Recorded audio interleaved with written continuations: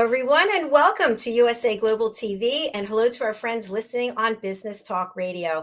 Our show today is the Mallorca Connection, and we are going to be talking about plant-based medicine and sacred truffles with our guest. Before we bring him out, I want to introduce my co-host and friend.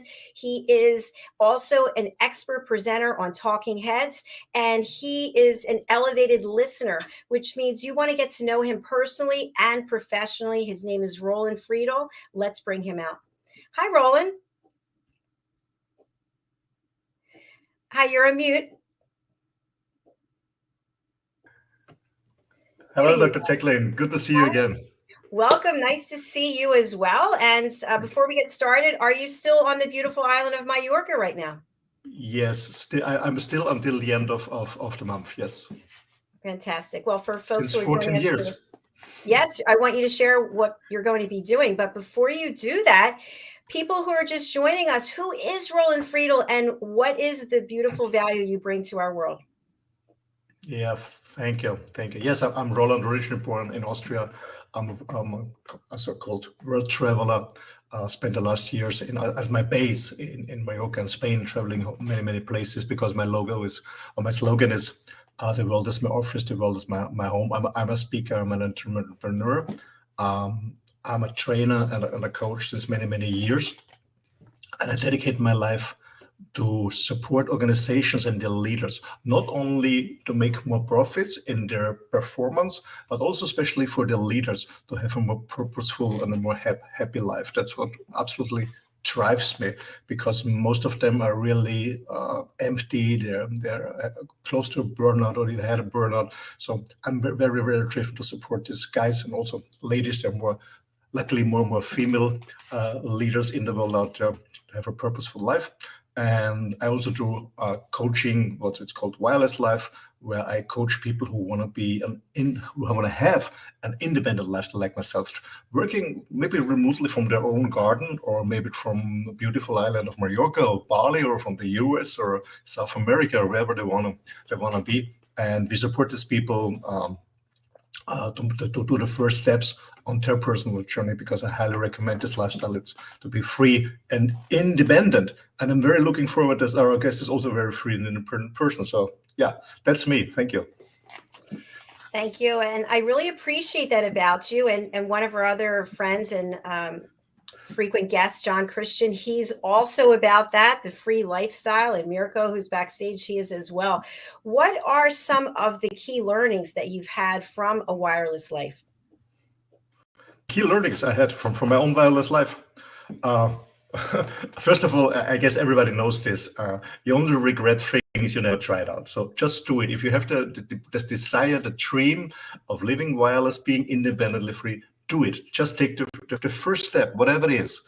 Take the first step. And if it's not working, you always can go back to a job or whatever it is. So brave and face your anxieties and doubts. And I'm not a superhuman. I'm a normal person. I'm a normal guy. I also have self-doubts. I also have sometimes anxieties, to be honest. But they don't stop me. I keep going. So keep going. Never stop. Never give up. It's your life. There's one chance. Take it and enjoy it.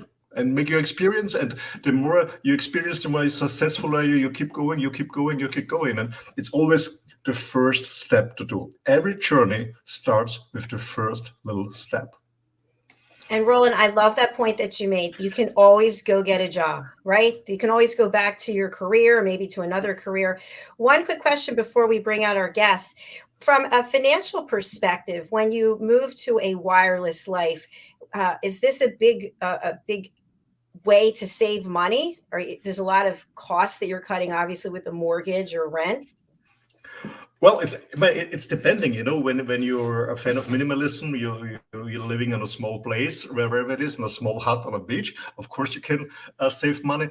But if you live in a big house like myself and have other nice luxury stuff surrounding you, you can also spend money like being in your home city, your hometown. It depends what you want or what you need.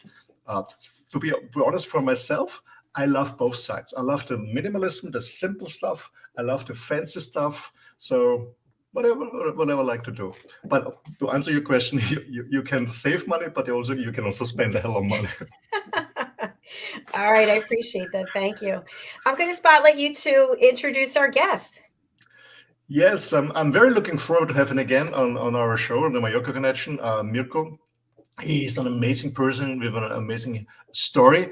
And actually, the last interview was so fascinating and the feedback was very good from the guest. So we bring him again on the show with a different topic. Today, it's about plant-based medicine. And guys, I tell you, we're talking about medicine. We're not talking about any drugs. We're talking about plant-based medicine. I'm a huge fan of it.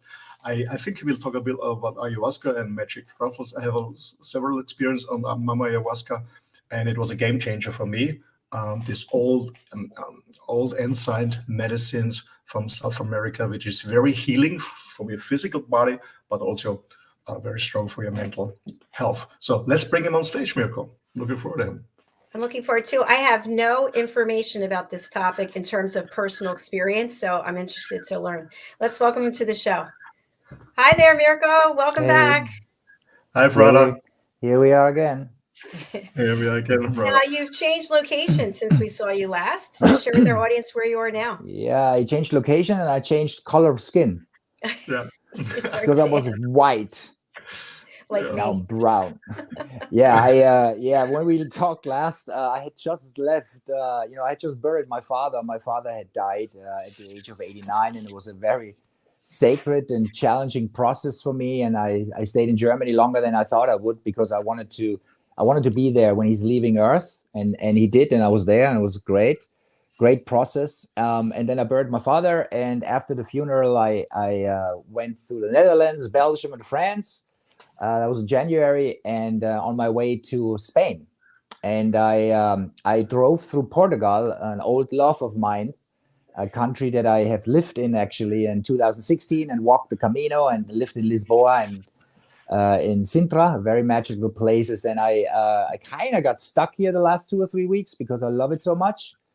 And I love the energy. So I go with the flow, luckily enough, I have the freedom, or I have the freedom to do so. And I earned it. I earned it the hard way. And, now I'm free floating through life. And when I like a place, I just I have the freedom to stay. And so this is where I am. I'm in Portugal right now. Wow, what a great way to live. I love it.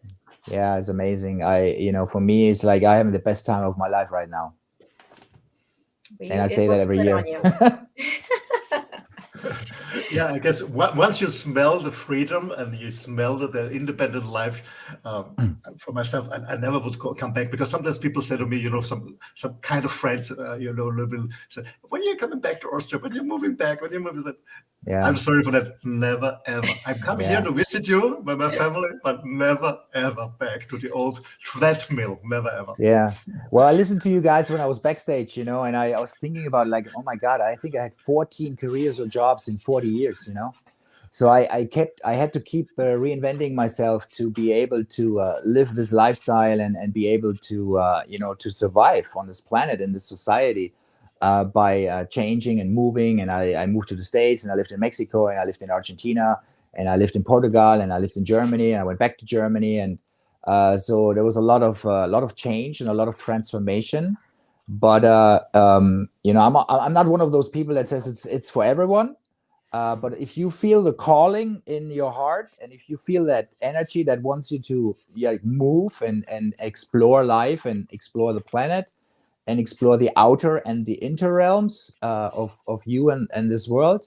And I think we'll be talking about that a lot tonight, because we talk about, the plant medicine, which is also putting you quite on a journey within and without.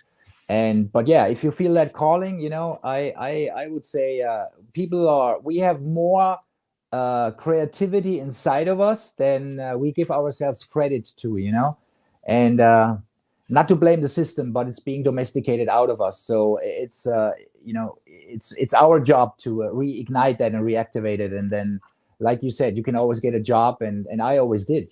I worked in Hollywood. I was a screenwriter. When I didn't sell scripts, I waited tables. And when my workshops were not filling up, I always found a job to pay the bills and to have time to build my life and my calling, which is now the shamanic work and the life coaching. And it wasn't like, within a day. It took some time to build this business and to make a career out of it. And I have a very good life now. I have a lot of freedom, and financially I'm doing well. But at times, when I was 45, 46, I was working in Germany. We have we call it a 450 euro job. It's like you make 450 euros a month, and your health insurance is paid, and that wasn't like my dream job, but it paid for the food, and I had the time to work on my calling and build up my business. So that's, I think, it's an important information for people out there, because forget pride, forget pride. Go into humility and stay in humility and creativity, and then you activate your power within, and that's a very good combination. Thank I you guess so there's much. something I very agree with there's that. something very important you mentioned, Mirko, is it's you have what I call, you have to pay the price, getting out of the comfort zone first. Because some people think, for example, when they visit me in Mallorca, say, you see this lifestyle, I said, yeah, but I paid a price for it. I went out of the comfort zone. You have to get out of the comfort zone before you enjoy.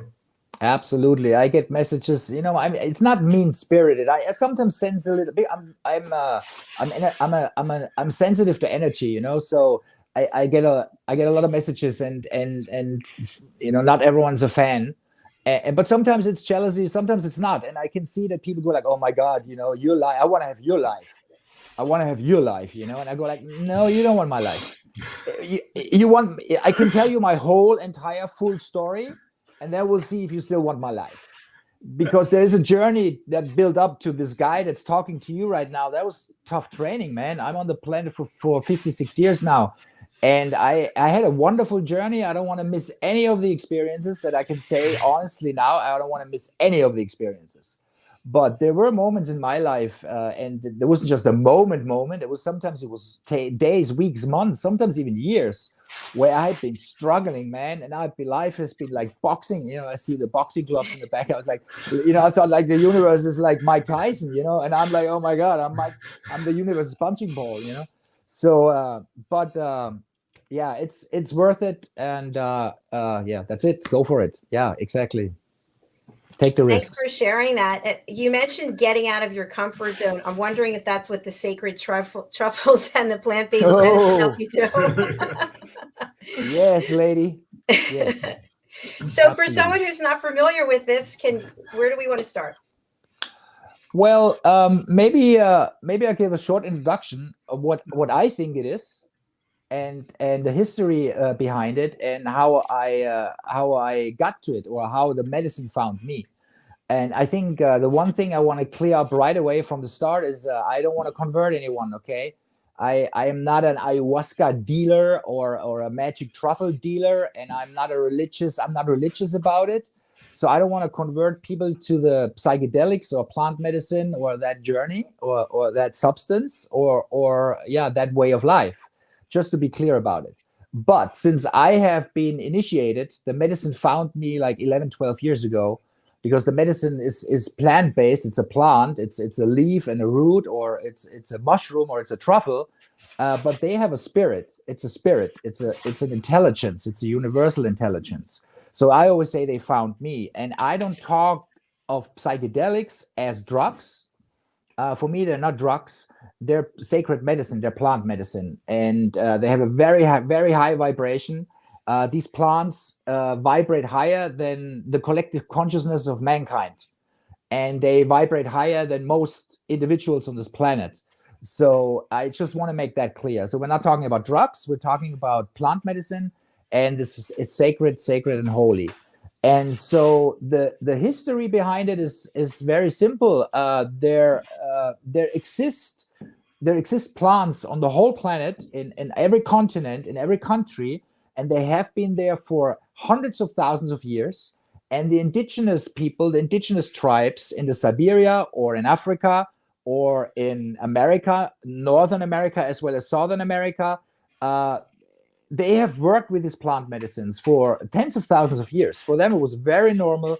Every tribe had a shaman or a medicine man or a medicine woman, and they were working with these plant medicines to heal themselves, to awaken, to have enlightened or samadhi experiences, to have spiritual experiences, and therefore they were connected to spirit, to the divine, and connected to Mama Earth, to Mother Earth, to Gaia, Pachamama, Madre Tierra. Now you can already see where I'm going with this, because as if you look at modern society as civilization, you can clearly tell that the collective of mankind, the civilization that we're looking at for a few hundred years now, has completely lost connection with the divine, with spirit, the universe, and lost connection with Mother Earth, with Gaia. So we are a lost species. We're cut off from spirit and cut off from our mother. And the plant medicine is there to help us to reconnect with both. So it can heal us on a personal level, and it can heal our relationship with God and nature and Mother Earth. Absolutely. Mirko, you mentioned that you had a calling, and the same was for me years ago. And I remember I was sitting on a beach. Actually, JACALYN, when I met John Christian, I was meditating on a beach in the Bahamas, in an ashram. And I always had this dream about Mama Ayahuasca. And then I met a guy who was also in the ashram. He was actually Hungarian, but he was a Harvard professor. I mean, we were sitting on the beach, and I asked him, what was the most craziest thing you ever done in life? Because he was 10, 15 years older than me. And he told me about Mama Ayahuasca. And I said, you know what? All the time I dream about it. And then I went to Greece. I did a Thai yoga massage training there. I studied Thai yoga massage in Greece. And I was talking to this guy, my brother Takis, and I told him about Mama Ayahuasca. And I said, Roland, you know what? We do a secret journey for 4 nights, and you already booked on it. It's a private session. I said, what, you're booked? Yeah, you're already in. And Wow. I never met this guy before, you know. I met him the first time in my life, and I said, you're on this journey. See, look, there's your name. So this was my calling, and it was amazing. So what was the experience like? Mirko, start. You want to start, or? I think I can go into it.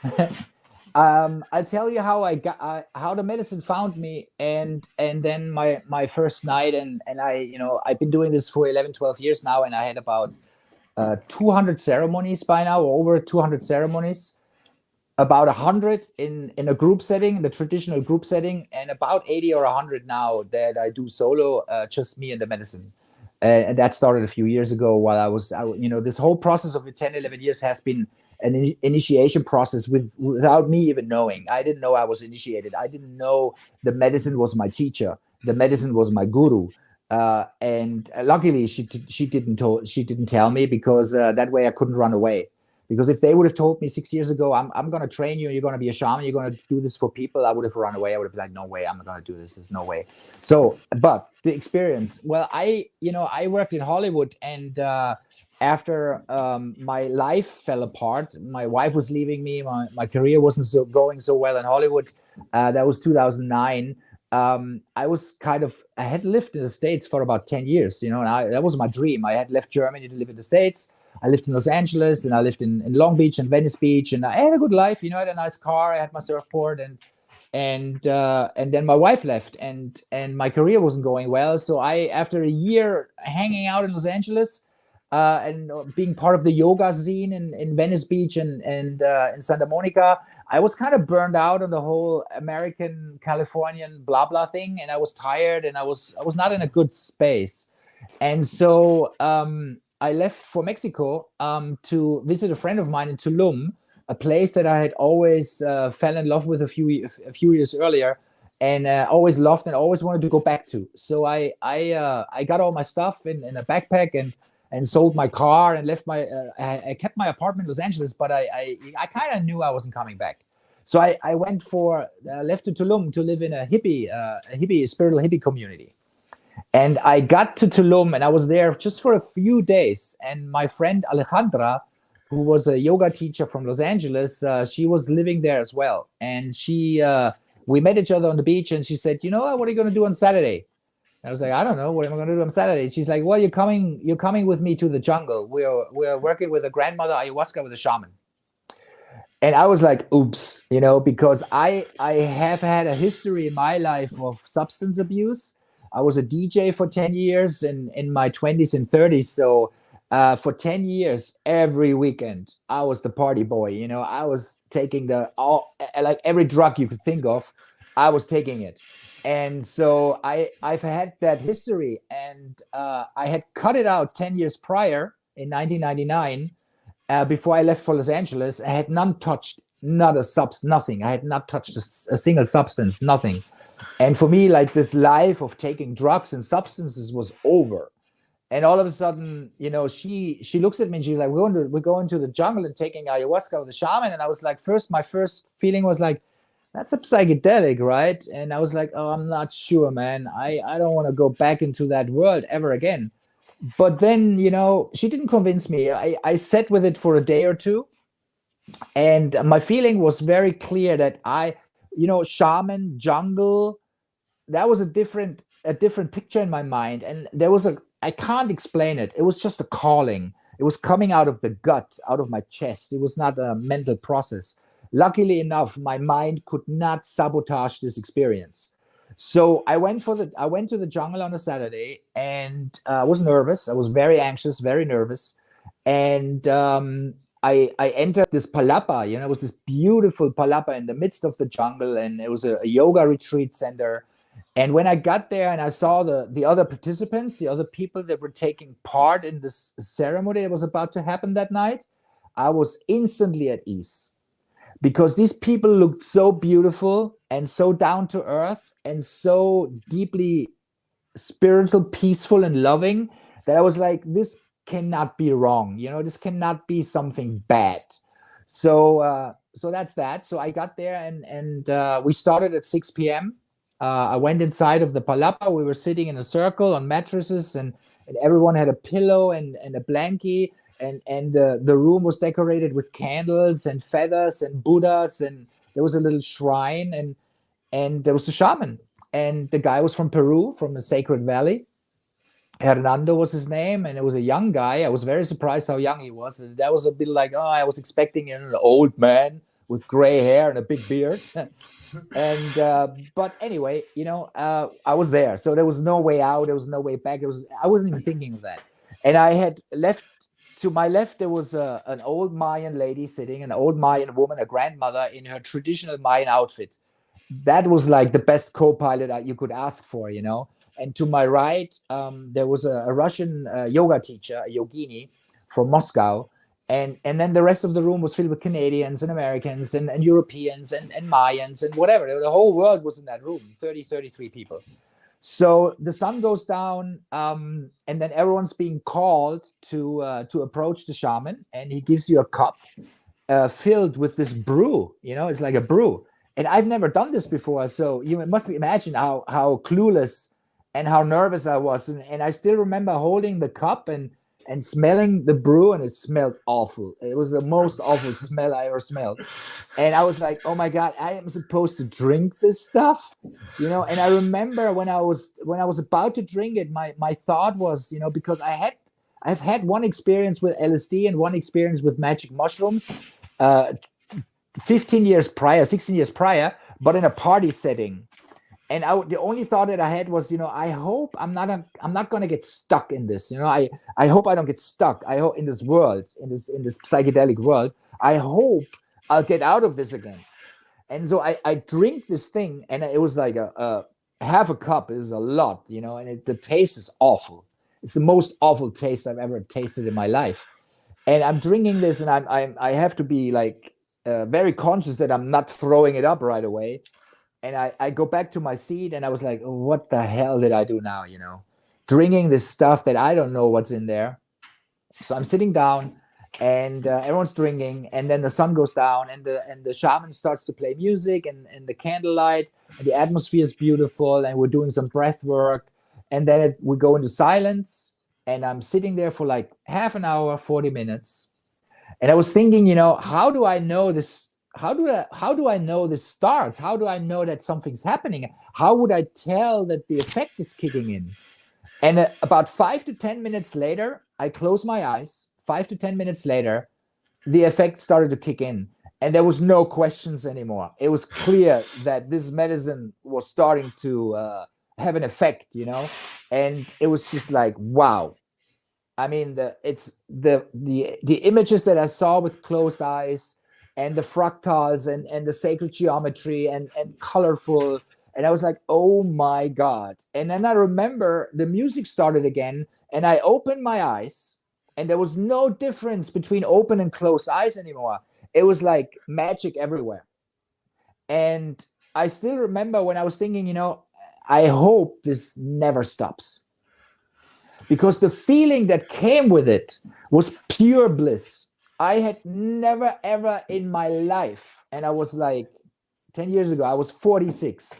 And I've been to the desert, I've been practicing meditation, I've been doing yoga, I've been to the desert myself, I've been a surfer. I mean, I've had experiences of ecstasy and like emotional orgasms, you know, where I was like happiness, but nothing compared to this. It was pure love and pure bliss. And that went on for 6 to 8 hours. So I had a very, very good first experience, a very, very beautiful first journey. And that was a good intro. You know, the medicine was very gentle with me. She was like, you know, seducing me. And so that was my first ride. And, you know, if I can give you a reference of how it looked like, if you've seen the movie Avatar in 3D, you know, the scenes where they're in the jungle in the night and the stuff starts to light up, and there's magic beings everywhere, and the forest is alive, and everything becomes alive and colorful, and wow, that's it. That was, you know, like Avatar times a million. But I was in the jungle. I was in the middle of this movie, and I was in 3D and 5D and 12D, and I don't know what D that was, what dimensions that was. And I looked down on myself, and my whole body was transforming. I saw my avatar. My hands looked like I was an alien. It was not male it was not human anymore and male anymore. It was not a male human, not a male Homo sapiens anymore. It was androgyn. It was like both. It was female and male, and my fingers were this long, and they looked like aliens, and they were energy, and they were like, it was not my body anymore. So I saw my avatar, you know. And and it was like wow. And since that moment, I've had probably about 200 ceremonies under my belt with ayahuasca and psilocybin, the magic truffle, the magic mushrooms. And the spectrum is the full spectrum, you know. There has been not all of my ceremonies have been like this kind of peachy preachy Hollywood movie. There are ceremonies where it's tough work, where you have to go into the basement and look at your shadows. Shadow work is a big part of this. But I can honestly say that on a whole, I've had the highest and the lowest, and I cleaned up my basement for the most part. I healed a lot of my childhood traumas, my trauma with my parents, my mother, the relationship with my mom and my dad, the relationship with myself, with my inner child, the relationship with God, the creator. And I'm in the process right now as we're speaking, you know, because I work with the medicine regularly. I'm in the process right now healing my relationship with all of mankind, because the last 2 or 3 years have been very challenging for me, what people are doing to themselves and each other with the whole Corona show and the whole shebangle. And right now in the middle of healing my relationship with mankind. And the medicine has been a great guide, a great teacher, and a great guru. To make a long story short, it's the best thing that happened to me in my entire life. Wow, that's profound. Yeah, wow. Yeah, it is wow. It's out of this world. It's not of this world. Yeah. And there's no wonder it's illegal, you know, in most countries. They don't want people to wake up. If you take this medicine, I'm not saying do it every day or do it every week. If you do it in a good setting with a professional guide once a month, you know, and you're committed to spiritual work, sadhana, spiritual practice, and you're not afraid to see the God within and have an authentic samadhi experience. You know, I was in a Zen monastery for 6 months. It was a silent monastery, no talking, Zen. And the only talking was happening when I met my Zen master and we did a sharing, and then there was silence again. And this guy asked me after the third talk that we had with each other, he asked me if I would be his guide with the psychedelic medicine, the Zen master. And I did it. So I took the Zen master to a shamanic ceremony with ayahuasca, and he looked at me after the ceremony had ended. The Zen master with 20 years of Zen looked at me and said, "What he said? 20 years of Zen in one night. 20 years of meditation in one night." He was so grateful. He was like, "Oh my God." I can absolutely relate to this. I can absolutely. Absolutely. But to be honest, my first night of my journeys was totally different. I went to the basement, but deeper than the basement in the first night. And I guess it was the calling, because when they said, okay, I go there, I'm a very open person. Say, yeah, let's go there. Okay, let's go there. And the first night was such a good teaching from Mama. She really teach me, okay, hey, little boy, have more respect. So have more respect. So I really went in the basement. Absolutely, it was horrible. Yes, it was horrible. Yeah, I know those as well. There's what they say in Thailand, there's a T-shirt, same but different. So people go like, what is this? What is this like? Is every ceremony the same? And yeah, it's the same, but it's different. And they're all kind of the same, but they're very different. I can't explain it any other way. But yeah, I've had those ceremonies where I got my butt kicked, and there was 4 or 5 where I would say when I came out of a ceremony, I was like, I will never ever do this again. Never ever ever will I do this to myself. And I go back again, because it's such the what do you say, the benefit and the gift and the growing is such it tops it, So it's Mirko, question I have for you. During those experiences, when you came out and said, I'm never doing this again, what are some of the things that happened to you that came up for you during that time? Yeah. Well, I call myself a cosmonaut and an explorer and an adventurer, so I always go to the edge. And I've had like 4 years already worked with the medicine. But I wanted to take it to the next level, and I asked for a heart opening. I said to the medicine, open my heart. I want my heart to be open. And I also asked for a samadhi experience, and the experience of enlightenment. The experience is that all the great seers and sages and holy masters talk about, Yogananda, Jesus, Buddha, Krishna, Ramana Maharshi, and I was like, I want that too. I want that. But they say, be careful what you ask for. Eh? And so I had a little bit of a misunderstanding of what samadhi is. And if you have a samadhi experience, your ego needs to go. And in those 4 or 5 ceremonies, I was taken to the edge of the universe, to the edge of the known universe for me, and to the edge of my own existence and my own my own identity. And my ego was going into panic mode. I can handle it now. I've had enough training now that I can go there. But I was stupid enough to do it by myself, because I like I said, I had I had like about 100 ceremonies in the setting with a shaman. But there was a point where the medicine said, no, it's just you and me now. And so I followed that call, and I was like, okay, so it's just me and the medicine. So, and then I didn't have someone watch over me, and I went to the edge of what I was able to handle mentally and spiritually, because reality seemed to disappear on me, and I seemed to disappear, and I started to panic. And I learned now that it was not the experience itself that caused the suffering. It was my resistance.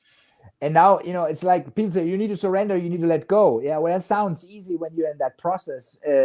You start forgetting, because your ego, as well, your identity, the Mirko, me, Mirko, and this animal, your Homo sapiens is an animal, okay? It's a living organism, but it's a wild animal.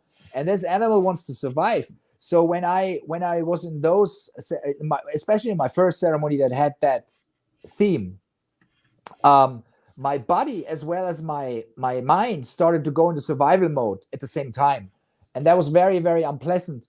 And so for 5 or 6 hours, I was in resistance. So I suffered for 5 or 6 hours. But when I came out of it, I had the clarity that next time, surrender, don't resist, and let yourself fall into the experience. And that has been the process of those experiences. But I wanted to know, I want to know. I'm a psychonaut. I'm an astronaut. I'm a cosmonaut. I'm a spiritual astronaut. I want to explore the edge of reality. And this is where I come from. This is our home. We come from there. And that has been that. But I'm always glad. I'm always glad that I go back.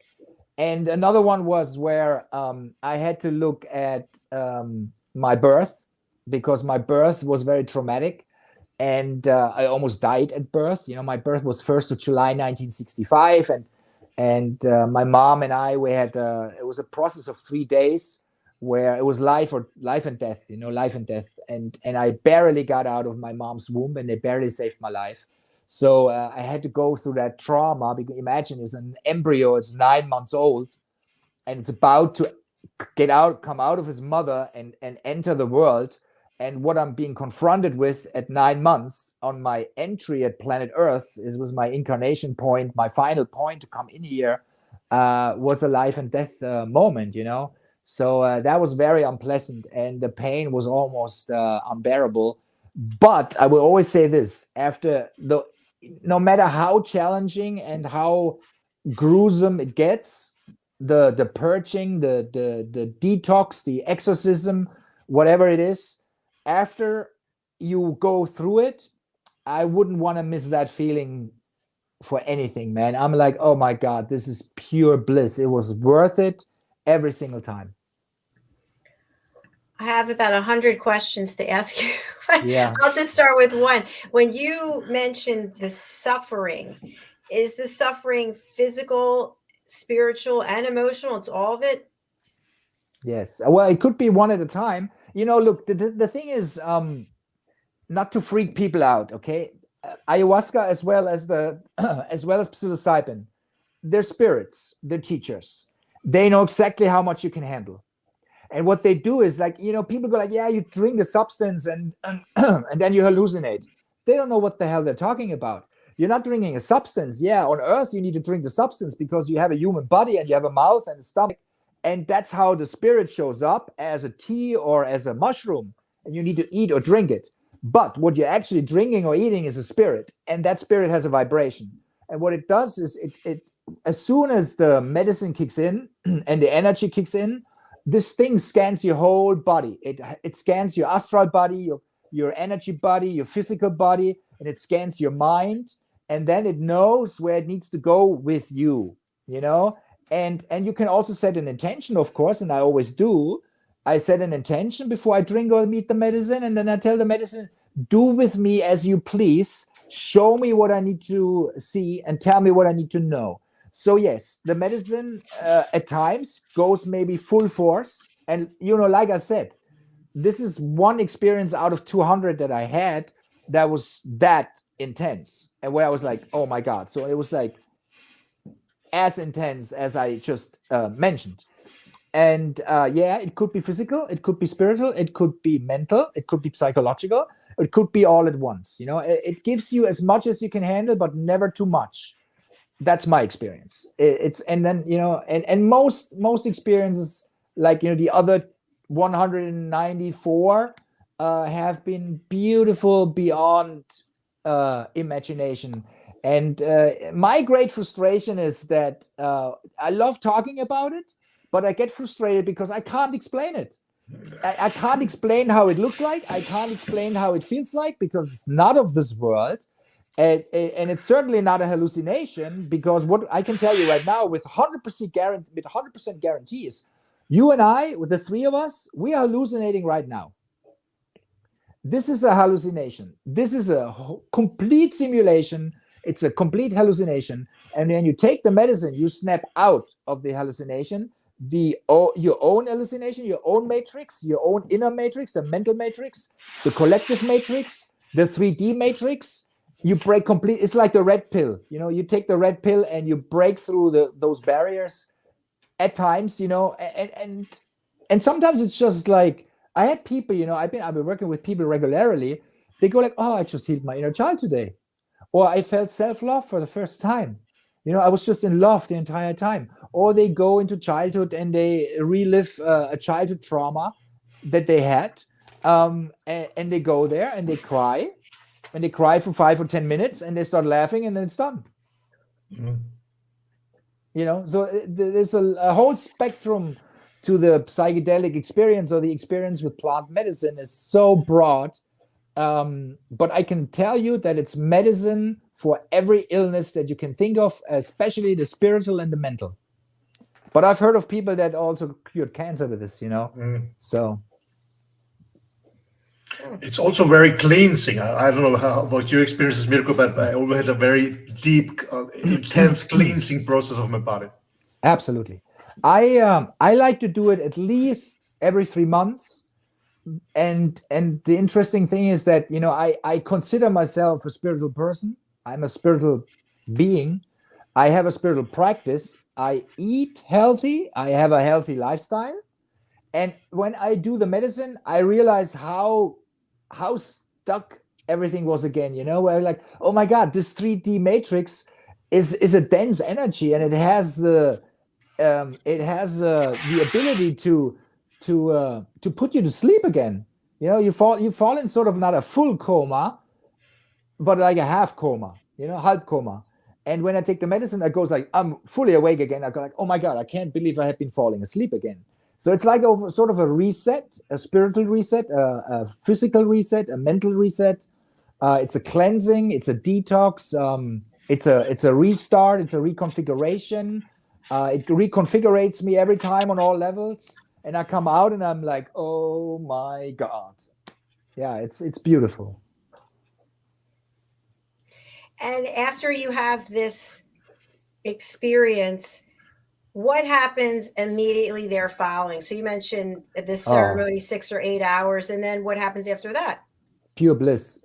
I like I told you, I've been abusing substances for about 10, 11 years of my life, and I've tried all the bad stuff, things that actually I consider drugs, the difference is so huge, because when you do ecstasy or cocaine or speed or whatever, you get high, you're very high, but the next day you crash and you feel like shit and you're depressed, and in energetic, to talk in energetic terms, your energy goes up on those substances as well, very high, but the crash is very, very low, and you crash lower than your own consciousness, you crash lower than your own consciousness level. With ayahuasca or magic mushrooms, the truffle, and San Pedro or peyote, what happens is that you go also very, very high, and you go in a very high vibration. They open your heart chakra, it opens your third eye, it opens your crown chakra, if you're ready for that. But you have no crash, you don't crash. You have usually a very soft landing. You come very slowly back from 5D, 6D, 7D, or 11, 12D. You come very slowly back into 3D. You land very slowly back in your body. You land very slowly back in your mind. All of a sudden, you're back on Earth. And then when, of course, with a perfect professional guide and a good set and setting, this is the condition, Because if you do it in a party setting and you're being an idiot and you're going to a concert or something and you drink beer and you drink alcohol and you take some magic mushrooms, you're a freaking idiot and you don't deserve better than, have a bad experience. But if you do it in a good setting with a good setting and a good guide, you have a soft landing, and we play the right music and we have the candles there, and then you lay down on your cushion or in your pillow and your mattress and you get your blankie, and then this is the most beautiful. It's like almost like being reborn, like being birthed again. And for me, just to give you my experience, because I love it, people then sometimes go back to their rooms and make themselves cozy in their rooms of the retreat center or the house where we do the ceremony. But I always stay in the ceremony room, because I feel like I'm in the womb of the mother God, of the mother Earth, and the God womb, you know. And I have the best sleep of my life. It's unbelievable how well I sleep. And when I wake up the next morning, I'm still in bliss. It's unbelievable. Because my theory is, based on my experiences, is that the medicine raises your vibration. It cleans your body. It cleans your physical body. It cleans your mind. It cleans your energy body. And it re-energizes you. And it raises your vibration. And I always say with the medicine, I recharge my batteries. And then I can go back into the world and be fully charged and fully energized and clean and clear. And then, you know, I go back into the playfield or battlefield Earth and do my work. And this is a low energy place. Mother Earth vibrates very high. On a scale from 1 to 1,000 on the Hawkins scale, Mother Earth vibrates at 700 on the scale from 1 to 1,000. Mankind right now calibrates around 100. And they have been calibrating before Corona came about and all this stuff. They've been vibrating at 230. And the medicine calibrates at 500 to 600. So if you're a person that has a vibration of 300 to 400 and you take the medicine, it raises your vibration in the ceremony about to 600, 700 or 800 or 900 if you can handle it. And if you calm down again to your own vibration of maybe 300 or 400, you're always a few points higher than before. Maybe 2 or 3 or 4 or maybe 5 or 10 points higher. And because the medicine invades your system, you know, it's like you're getting infected with good energy. So it's something you actually want to get infected with. And yeah, that's that. Thank you. A question I have is, after you've experienced this 5D, 6D, 12D, whatever it is, and you come back to the 3D world with this new perspective and insight, how does it impact you living in the 3D world?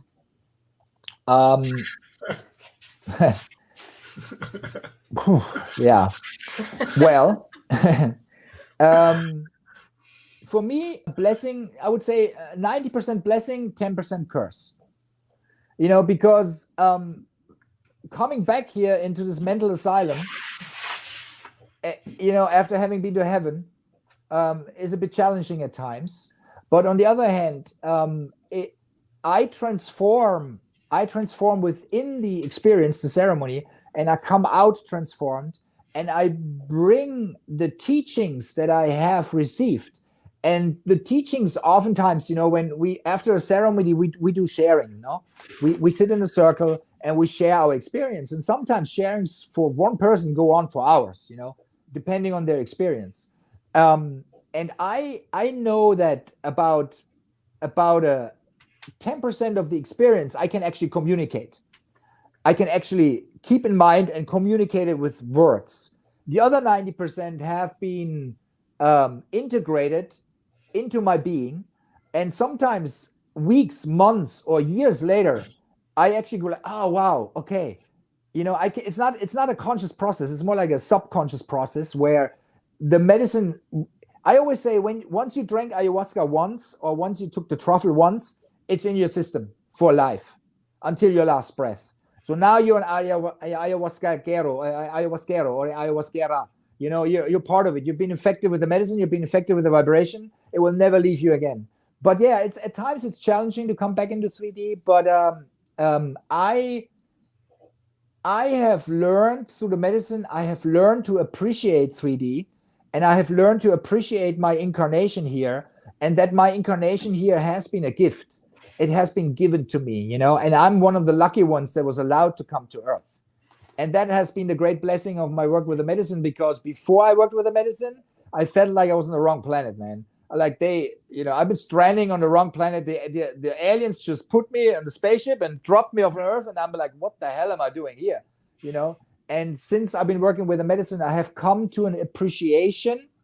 And the last 2 years have been very challenging, I admit.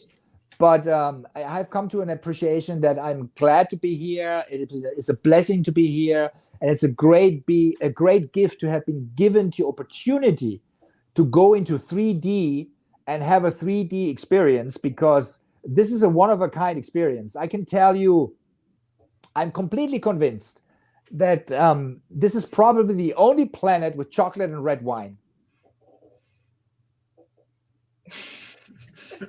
I got it. And all the other things, like pizza and kissing and cuddling and orgasm and salt water and oceans and tequila and cold beer and fish tacos. And that's why we come here. Last question I have for you today. We have to have you back again because there's just never enough time.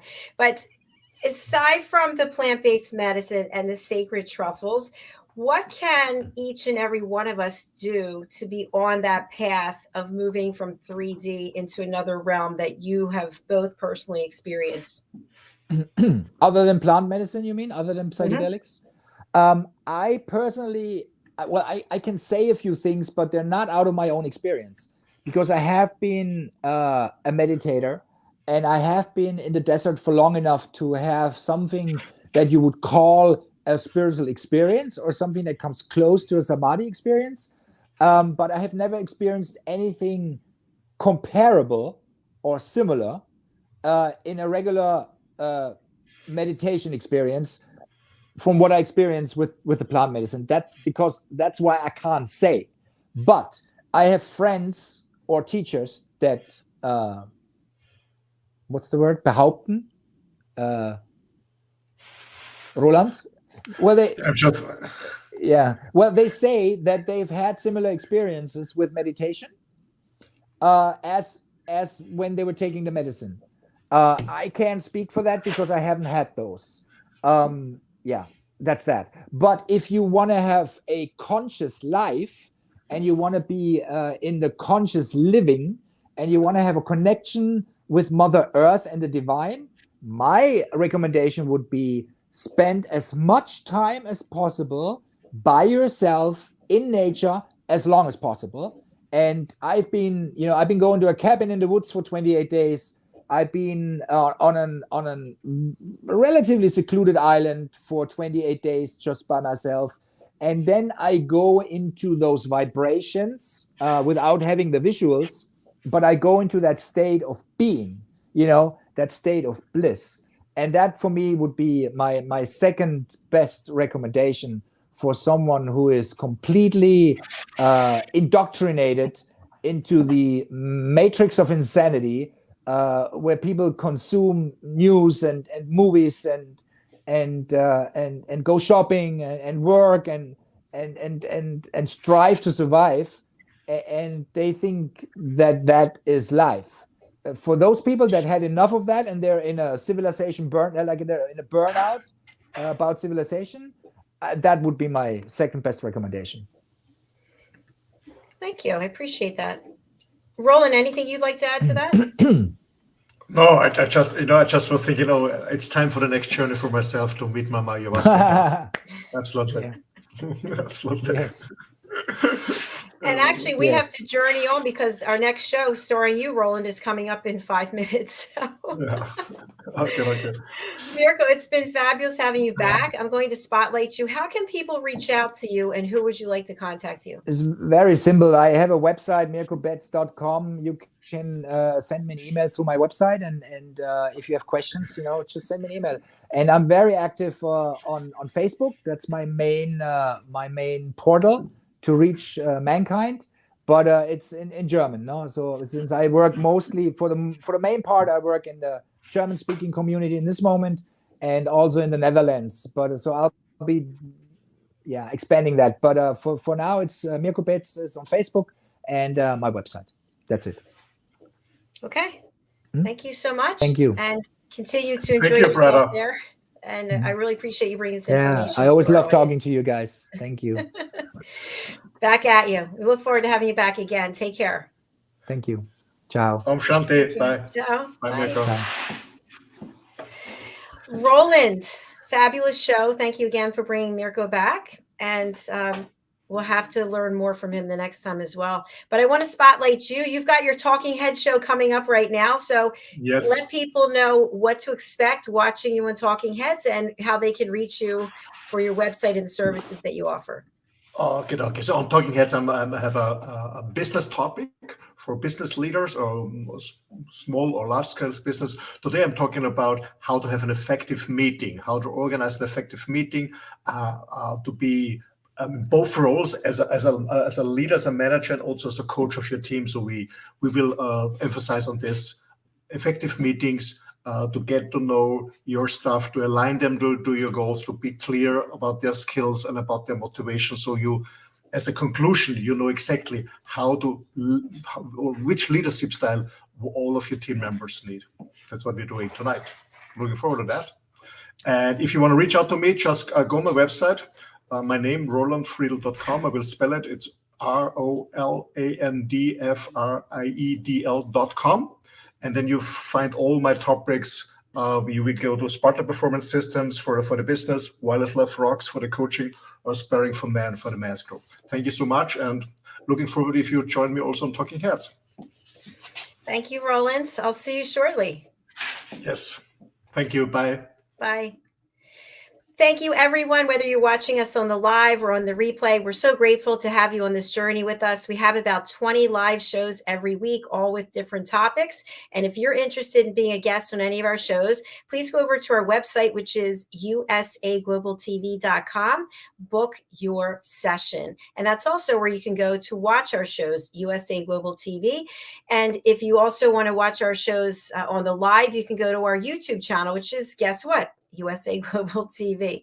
All right, wherever you are, stay tuned. I'm going to run down to the other studio and I'll be back to bring Talking Heads with Roland. Thank you again. Thank you, Mirko. Thank you, Roland. Thank you to all of you.